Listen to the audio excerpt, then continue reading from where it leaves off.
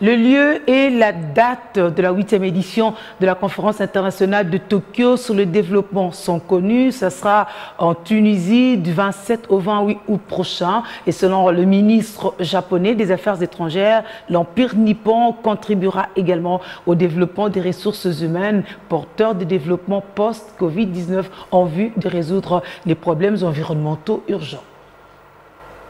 En date du 27 au 28 août prochain, la Tunisie, pays d'Afrique du Nord, situé sur la côte méditerranéenne et en bordure du désert du Sahara, abritera la 8e édition de la conférence internationale de Tokyo pour l'Afrique. Et en prélude de cette rencontre, il s'est tenu par visioconférence la réunion ministérielle entre le ministre japonais des Affaires étrangères et son homologue de la RDC.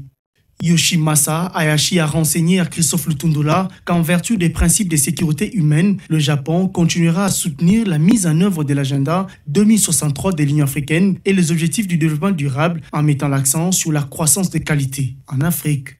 En outre, le Japon envisage aussi soutenir l'implantation des entreprises privées japonaises en Afrique afin de construire une économie résiliente et une meilleure reconstruction des pays africains.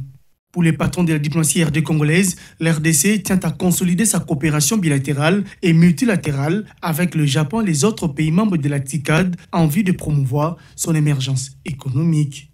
Pour la RDC, le Japon est un partenaire important au développement de l'Afrique.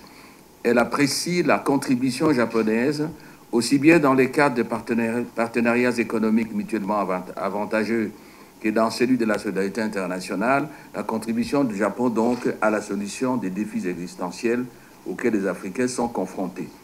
Les problèmes et priorités de l'Afrique sont connus de nos partenaires. Les déclarations qui ont sanctionné les éditions précédentes de la TICAD, plus spécialement celle de la 7e conférence tenue à Yokohama en août 2019, les ont identifiées.